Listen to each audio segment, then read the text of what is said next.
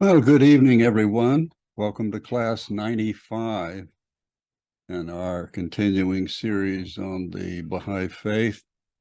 This evening, we'll deal with a book of mine that is a lengthy study. Once again, very hard to discuss it meaningfully in just 45 minutes or so.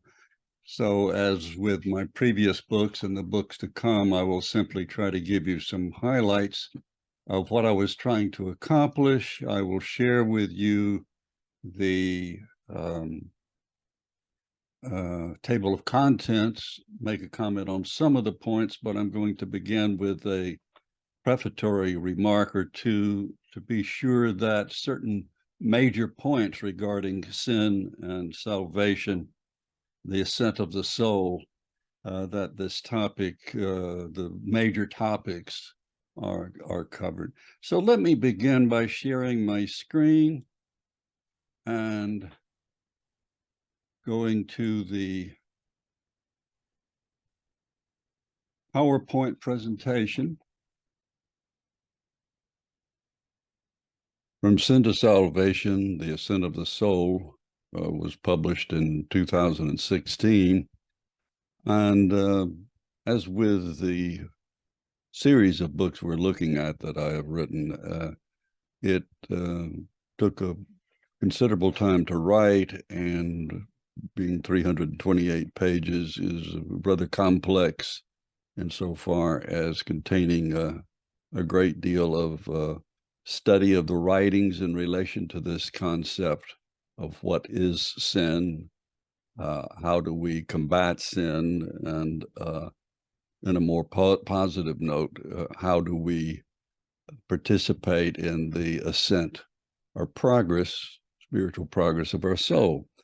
So the idea that, as I've said before, I could do a meaningful survey of all that's in the book is clearly impossible in one session, and that's not my intent. The intent is to simply familiarize you with some of the major ideas in the book, so that you can decide if this is something you would like to pursue in depth, in which case you're welcome to purchase the book and send me any questions you have. It's available at the Baha'i Distribution Service, which is the Baha'i bookstore from for the United States.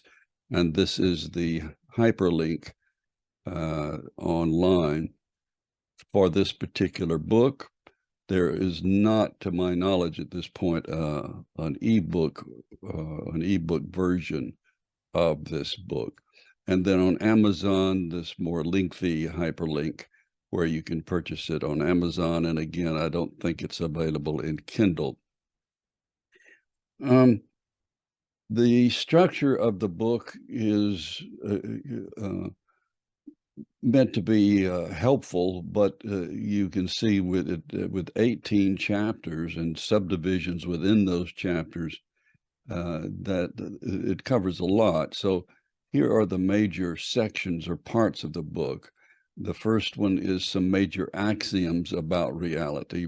Each book I write dealing with scholarly or more academically oriented discussions, I always feel obliged to assume the reader is not a Baha'i, or may not be a Baha'i, and therefore I feel obligated to always establish up front the major concepts of the faith, including the concept of progressive revelation, and then major axioms that about reality that relate to the particular subject.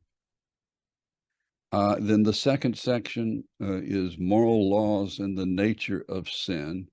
And of course, the Baha'i concept of sin is distinct from, say, the Protestant view of human failure, which is that based primarily on the Pauline letters of the New Testament. Protestantism asserts that we are born in sin, And it is only by believing in Christ and accepting his sacrifice that we are able to get rid of our sin.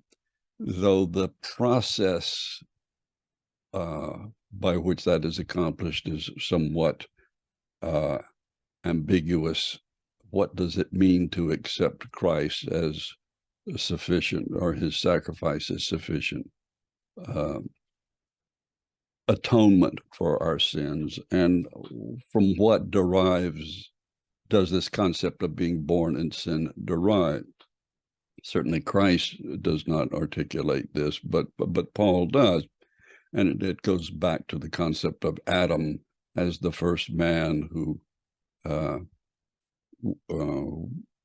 failed by disobedience to God, but is inspired by his wife Eve. Well, as I said in the previous class, the Baha'i concept of that whole myth of Adam is that he is that this is an allegory representative of how man is susceptible to sin because of the Eve part of his nature, the Evian part, which is the soul and the mind and so on. So the body does not desire power or to ascend, to violate the laws of God. It is man's volition and man's desire to achieve great things and so on.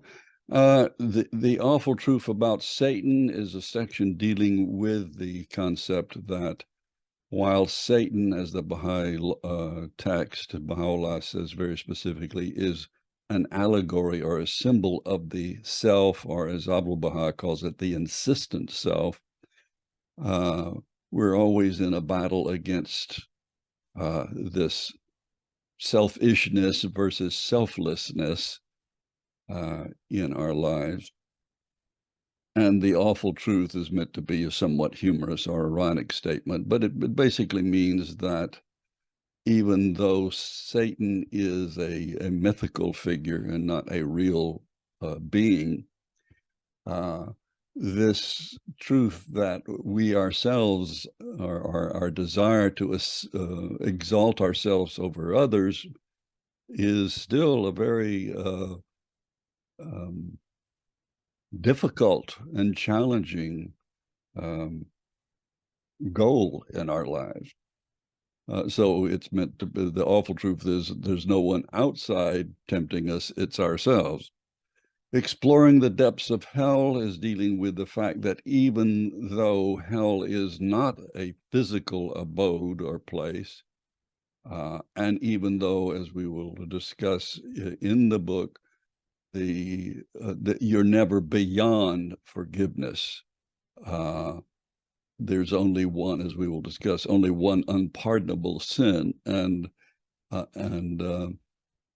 so the concept of hell is merely a spiritual condition or a mental condition doesn't mean it's any less terrifying than if it were a literal physical place. And that's why in the scriptures of various religions, hell is described as an abode of fire and torment, because mental, spiritual torment is quite as grievous as any physical pain. And then finally, in section 5, salvation and the happy ending. And what is salvation from a Baha'i perspective? And why is it in a happy ending? Does that mean it's that all of us have a happy ending, as Elizabeth Kubler-Ross asserted in one of her books? Or does it mean that it's feasible that we can all have a felicitous and continuous ending to our lives in this life as we transition from this life to the next life? So within those 5 sections or 18 chapters with various subdivisions, and we won't try to cover all of them, but they are available on the slides for this course. So since the slides are available for every course for you to download should you wish to do so, you can see all the parts of the book, even the subsections, the subdivisions, and decide if this is something you would like to read. So what are some of the major points from the book? And as I say, since we can't go through each chapter, let alone the subdivisions within those chapters, we would benefit, I think, from simply having me go over some of the major things that I, in retrospect, because it's been a while since I've read the book myself, since I wrote it some years ago, I thought it best to just look through it and decide, well, what are the major points I would like you to go away with, understanding what's in the book from this brief session. First of all, there is no source of evil in creation, and this again is confronting or refuting the idea that we are born in sin because of Adam, and that there is a Satan literally who is tempting us, even as the at least according to Milton, the snake was in the garden that tempted Eve was really Lucifer speaking through this figurative device. But only the direction of the divine, but such direction brings about important results. So, as we will see, the only source of, well, I won't say the source of evil, but the only persuasive means by which we can accede to evil is our own volition, our own choice. So there's several analogies I use when talking about this subject with people who are not familiar with the Baha'i concept. And that is, there is no source of darkness. There's only a source of light. And yet, if you go away from the light or turn away from the light, darkness beclouds you and overcomes you, and it has effects. So even though there's no source of sin or tempting of sin other than ourselves, it still has an effect on us. Giving another, perhaps better example in one sense, even as the sun is the source of all life on this earth, and if you go away from the sun towards the Arctic or Antarctic, you're going to experience cold, obviously. And while this is not a source of cold, nothing emanates from a source of cold. Cold is simply the absence of heat, and yet it still has an effect on us. It can injure us, obviously. So in the same way, there is no Satan as an actual existent reality, but turning away from the divine, from the source of revelation from God, has a very deleterious effect on us. Indeed, it can destroy us. So this is a symbolic myth, which Baha'u'llah admits is a very creative and a very useful concept in order to have anyone at any level understand the workings of this process. So we turn away from the source of the divine and turn inward towards the self and satisfying the desires of the self,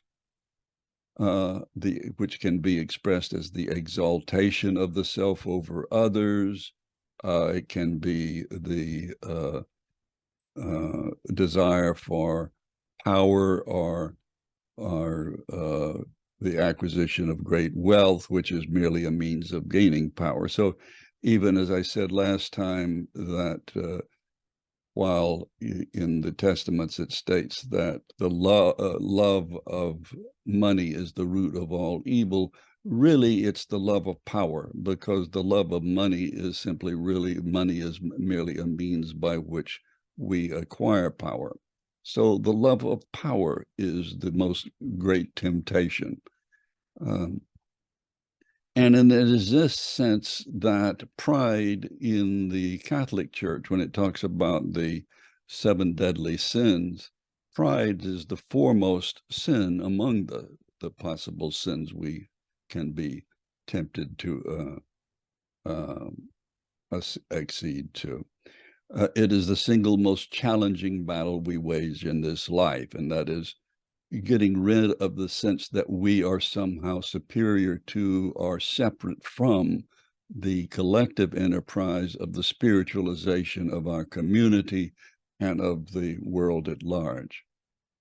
Another essential axiom from this book is that there is in the Baha'i teachings no point of salvation. This doesn't mean that you are never secure or that you should always feel that your spiritual life is endangered. It simply means there is no point where you're done, where you're finished with your ascent.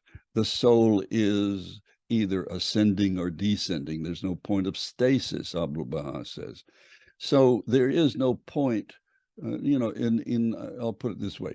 In the Methodist Church where I was brought up, you were baptized, and the presumption was once you had declared your belief and your faith, you were saved. And what did that mean? Well, it meant that your sins were forgiven and you would go to heaven as a result of this action. The Baha'i faith has no sense of that when you become a Baha'i, you're saved or safe, or at some point in your dedication to the Baha'i teachings and carrying out its exhortations, that you are beyond temptation or beyond failure. So in other words, life, even as we discussed in a previous book, that love is not an act or an action. Love is a process, a continuous process. So we get away from this concept of falling in love and falling out of love. No, you may be initially attracted to someone as if you were falling in love, but love is a process. Well, the same thing is true with salvation. There is the ascent of the soul is, as the term implies, a process, not a point.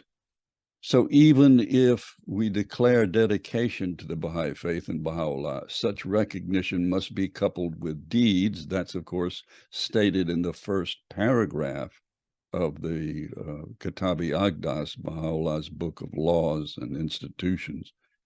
This is a process, not a single response or even a repetition of one sequence of responses.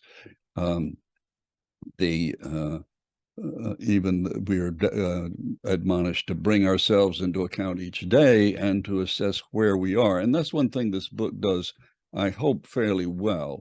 It even shows some graphs, which I will show you later, demonstrating that we have aspirations of what we wish to accomplish. And each day we should reflect on whether we are accomplishing those objectives, which should in some way relate to our spiritual life and the expression of our spiritual life in daily action.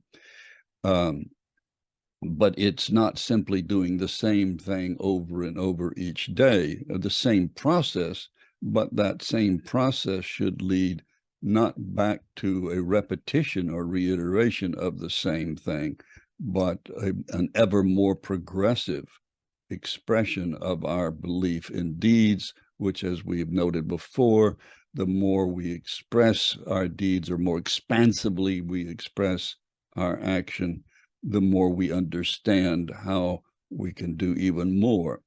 So this process continues beyond this stage of our existence. Now, this is something very important in the Baha'i faith, and it's often misunderstood.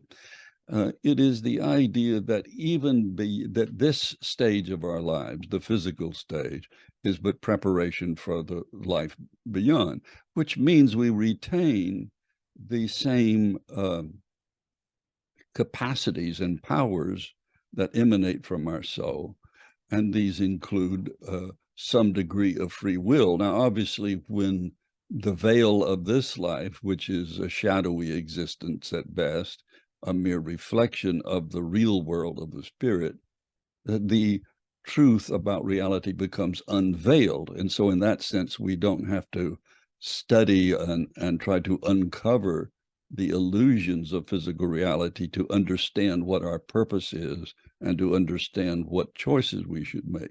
Nevertheless, there are some indications in the writings that even beyond this life, if we have died, as Baha'i says, in sin and unbelief, we can still advance ourselves either through, or not either through, but through the grace of God and through the prayers of others, but also through our own supplications and effort.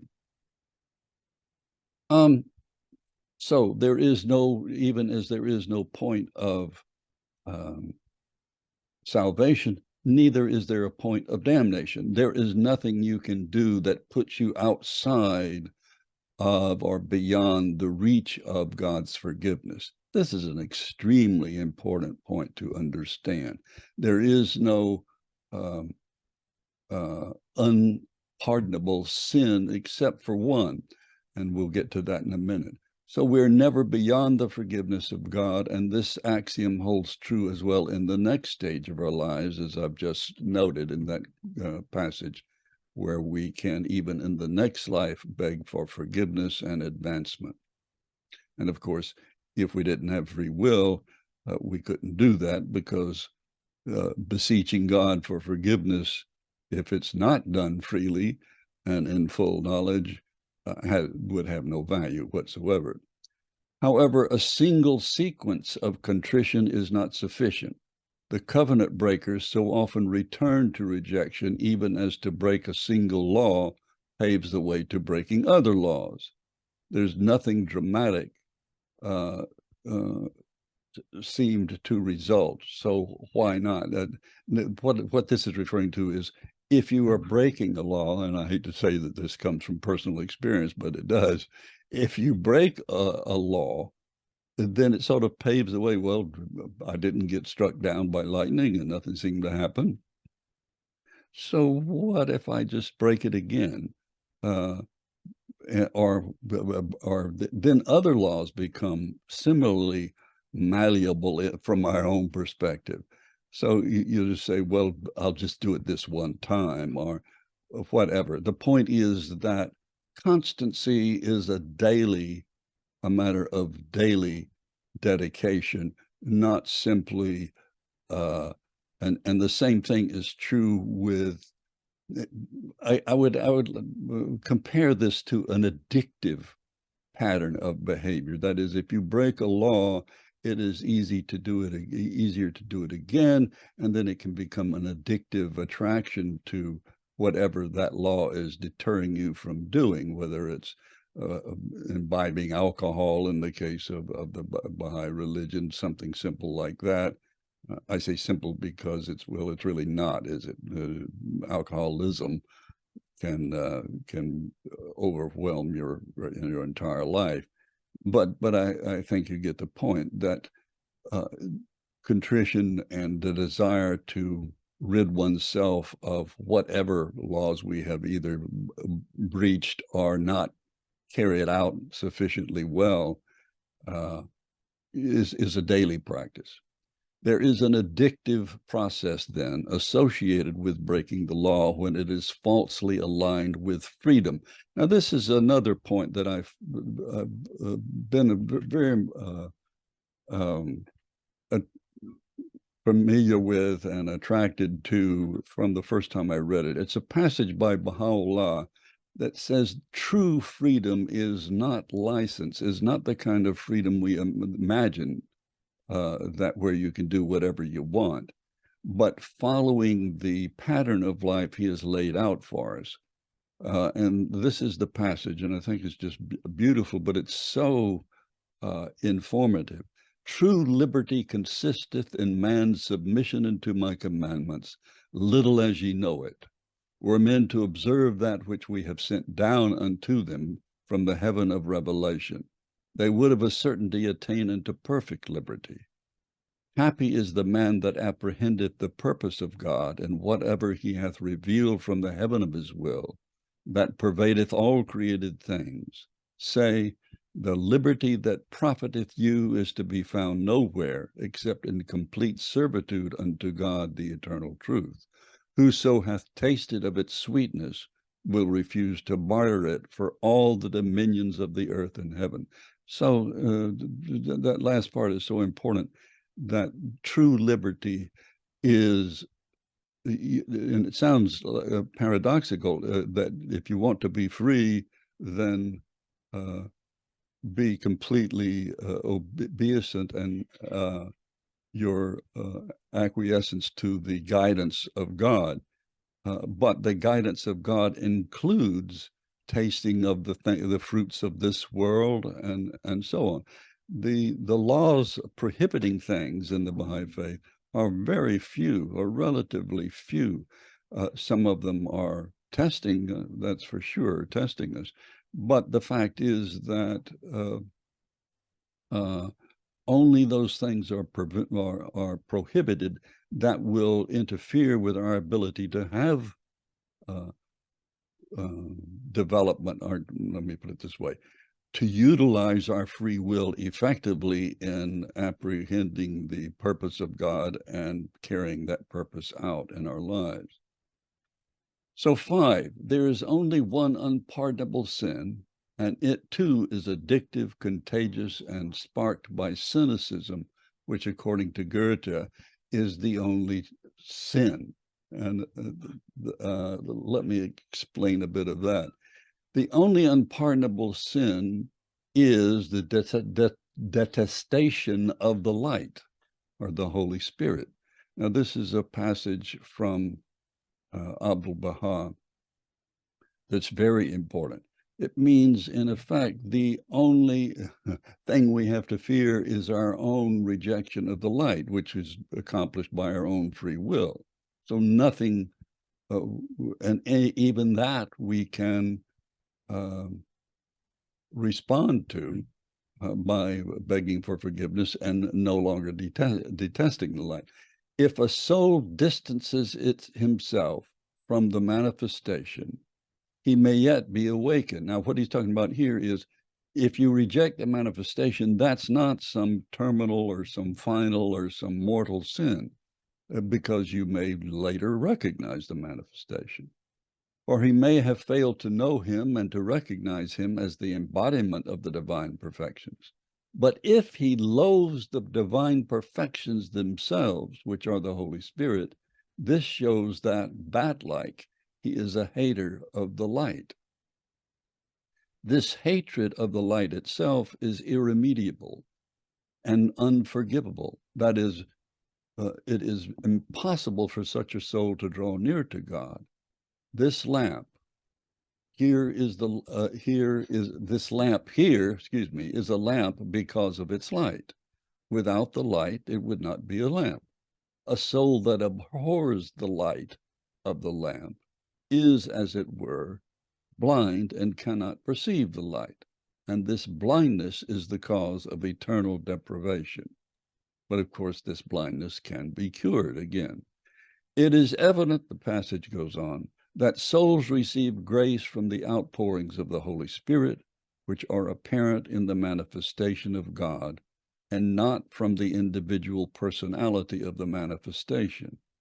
It follows that if a soul fails to partake of the outpourings of the Holy Spirit, it remains deprived of God's grace, and this deprivation itself is the equivalent to the denial of divine forgiveness. That is why there have been many souls who opposed the manifestation of God, not realizing they were manifestations, but who became their friends once they had recognized them. Thus, enmity towards the manifestation of God was not the cause of eternal deprivation, for they were enemies of the candle holder and knew not that it was the seat of God's effulgent light. They were not the enemies of the light itself. And once they understood that the candle holder was the seat of light, they became true friends. Our meaning is that remoteness from the candle holder, the manifestation, is not the cause of eternal deprivation, for one may yet be awakened and guided aright. But that enmity towards the light itself is the cause of eternal deprivation and has no remedy. It has no remedy unless one decides that he or she is no longer deterred by or rejects the light. And how does one do that? Well, through prayer, through study, and so on, whether in this life or the next life. Excuse me. Free will means that we are in charge of our own spiritual development. Now, this doesn't mean alone and without assistance. We are, of course, assisted every way we turn, since everything in this world is emblematic of some spiritual truth. Every level of physical existence, and we have these divine teachers who come periodically throughout our history, our collective history, to guide us to that spiritual development. So we really have no excuse for not recognizing the light, again, if not in this life, then in the life to come. There's this passage that I learned about when I was studying Plato. I think it was my freshman year in college. The passage is, I don't have the exact quote, but it's from the Gorgias, which is one of the dialogues, the Socratic dialogues of Plato. And it basically says that no one does evil in full knowledge. And I say, oh, but what point is full knowledge attained? What he means is that if you really knew the ultimate outcome of your evil deeds or your rejection of the lie, if you really knew how it was going to hurt you, then you would not do that. To give a very plebeian and somewhat uncomplicated example, if we really knew what smoking would do to us, what pain we would suffer, what effects this habit would have on our health, and what pain we would ultimately suffer as a result, we would not do it. Again, as I've said in previous class, experience may be the best teacher insofar as, well, it's not the best teacher, it's the most profound teacher, but it's not the best teacher because the best teacher would deter us from taking up the habit in the first place. So the most profound teacher is not always the best teacher. Some lessons are best learned, as we've said before, vicariously. The same thing is true with any other habit, such as alcohol, or again, notice in the Agdas that Baha'u'llah, as I said, has largely deterred us from participating in those actions that will destroy our ability to have free will and control of our lives, where in effect all our attention has to be focused on not smoking or not drinking or not gambling, things which either affect our ability to use our minds well or affect our free will, so that we can no longer focus freely and without distraction on our central purpose, which is to understand spiritual attributes and to learn what actions will help us to acquire those attributes. So in this sense, as we've already mentioned, we are daily assessing our performance versus our expectations. And that is our expectations when they derive, especially from our reading of the writings and what we should desire for ourselves.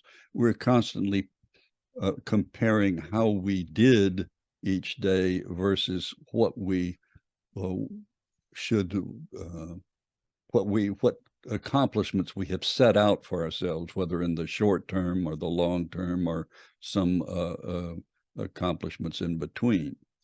If we are to ascend, we must always be attempting to raise our expectations incrementally and to raise our level of performance accordingly.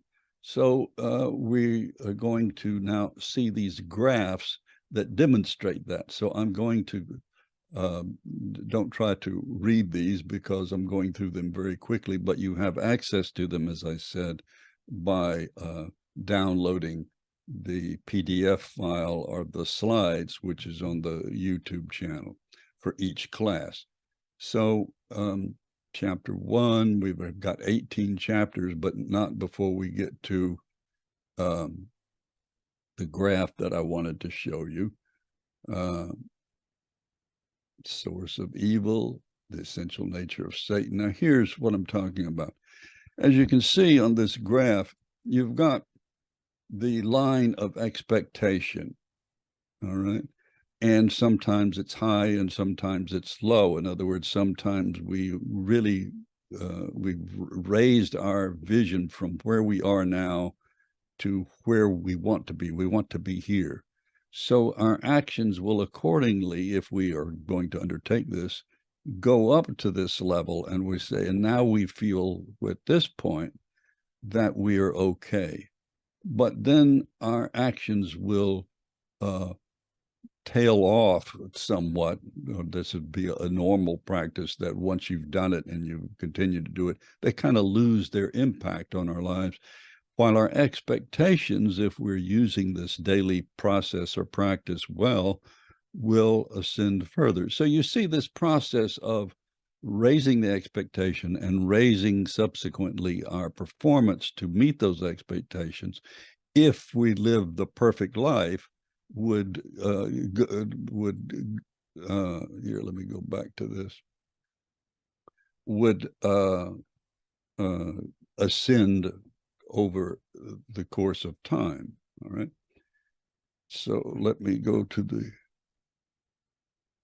now this is a, here is what I'm trying to do with these graphs, and again, they're not exact in any way. They're just a suggestion of how to think about this concept of performance versus expectation. And so you can see here the different lives, different experiences that probably each of us goes through, and some people more than others, and everybody's pattern will be different. But so here you see someone who's making no progress in the long run. They are keeping up with their expectations, but they're really on, they're really not progressing. And ultimately this, if you're not, as Abdu'l-Baha says, if you're in a process of stasis, then you're really descending because you're not raising your expectations. So here the person has descended and then ascends, and they descends again. And of course, that's the way our life is, isn't it? We're not in some steady, unrelenting line towards spiritual ascent. We go up, we go down, we have tests, we fail, and so on. So this is, if you were, say, at this point, excuse me, if you're at this point, you have made this much progress since you began this systematic evaluation of your life and so on. So again, this is not meant to be in any way exact, but just to suggest the various patterns that can happen in our lives, presuming we have recognized the manifestation and studied the laws and therefore established the expectations those laws and the daily regimen suggest for us, and then attempt to carry them out in our daily practice. Because again, the idea of understanding must be accompanied by a pattern of action. So here you can see up close another pattern, and this is where the person's actions descend far beyond their expectations through some crisis, perhaps through taking up some addictive behavior, perhaps, are simply wandering away from attention to our spiritual pattern of life we have accepted. So in other words, in our minds, we are still relating to this where we should be going, and yet our actions are getting far removed from those. And so if we want to reform our character, we can't just change it up here. We have to reform the pattern of our actions. And the further away we get, the harder that ascent is. And again, through our own free will, all of this is dependent on our free will and our actions on a daily basis. And this increase is much harder when you get this far away from your expectations than it is when you're only, say, this far away or even this far away. So in other words, this is reversed. This far away is the action from the expectation. Here, we've exceeded our expectations, so we finally feel pretty good. Well, the other chapters, Satan as creative myth and reality, the power of conceits. This is talking about metaphors, and a conceit as an allegory or analogy. The protection of humility and wisdom, the names of Satan, the contagion of cynicism. We didn't discuss that, but what Goethe is referring to here, and it's a very, very sharp idea, is that one of the real dangers of being around someone who is cynical about religion is that it's like being around someone who has contracted a virulent disease, a very contagious disease.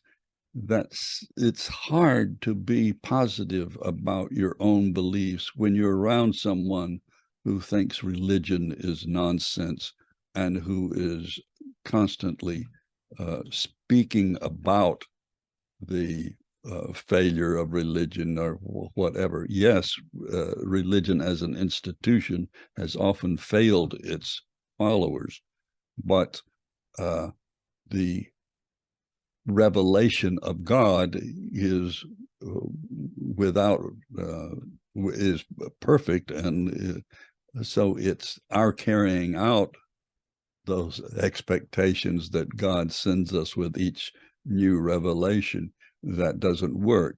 But this is cause for the history of religion has caused many to become understandably cynical about religion.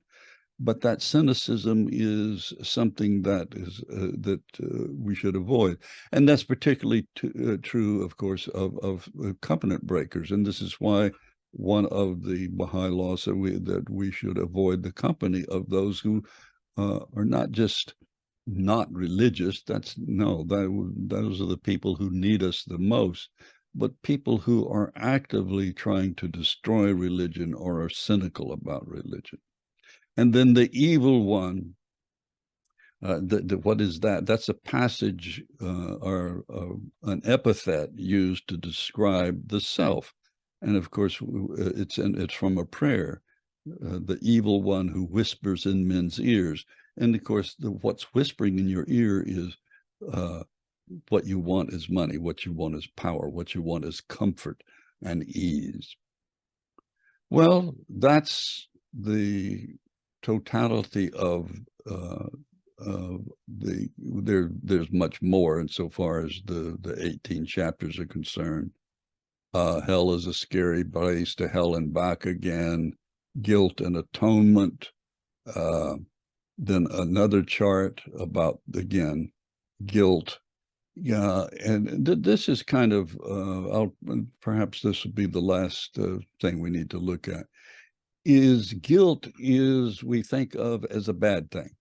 And many people detest religion because it makes us feel guilty. That is, I don't say many people, but some people do. That, well, it makes me feel guilty, so why should I join something that makes me feel guilty? Guilt is not a bad thing. Guilt is simply feedback, like a nerve. So if say you have some extremity or hand or a foot that's hurt, and you're not aware of it, you want to know, and that's why you have nerves that communicate to your brain that with pain and saying, look, take a look at your hand. There's something going on there. You need to take care of it. Guilt, insofar as your actions are concerned, are the same thing. Your performance is getting further away from your expectations. You're feeling guilty. So do you want to cut off the guilt, or do you want to raise your expectations?